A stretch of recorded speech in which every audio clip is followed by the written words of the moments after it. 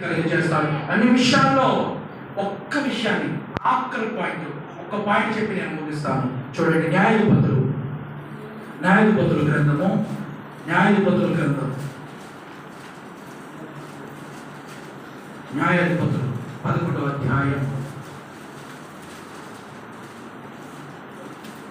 న్యాయాధిపతుల గ్రంథము 11వ అధ్యాయము 2వ వాక్యం చదవండి.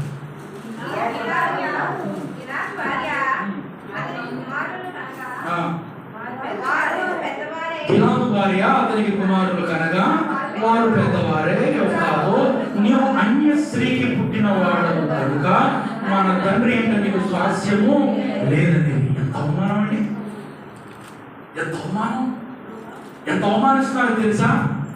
యొఫ్తాను సహోదరులు అవమానిస్తున్నారు. ఇదిగో నువ్వు అన్య స్త్రీకి పుట్టిన వాడవు,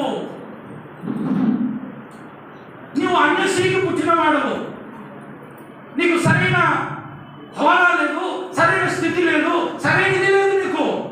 కాబట్టి నా తండ్రి ఏంట నీకు స్వాస్యము లేదు,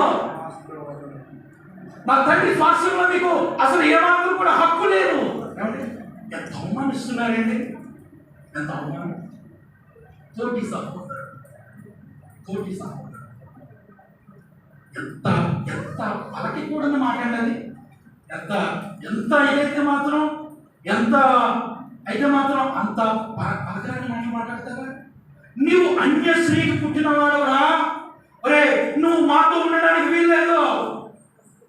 వాళ్ళు ఎదిగిన తర్వాత పెద్దవాళ్ళైన ఒరే నువ్వెవడా, నువ్వు పోరా బయటికి, నువ్వెవరు మాకు చెప్పడానికి, అసలు నీకు స్వాస్థ్యం లేదు, నీకు హక్కు లేదు.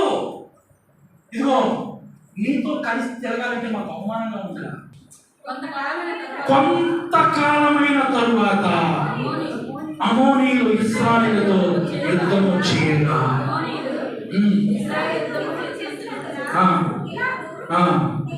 గిలాదు పెద్దలు ఉపదేశకుడు యువతాను రప్పించుకుపోయి నీవు వచ్చి మాకు అధిపతి ఉండము, అప్పుడు మనం అమోనీయులతో యుద్ధము చేయడమని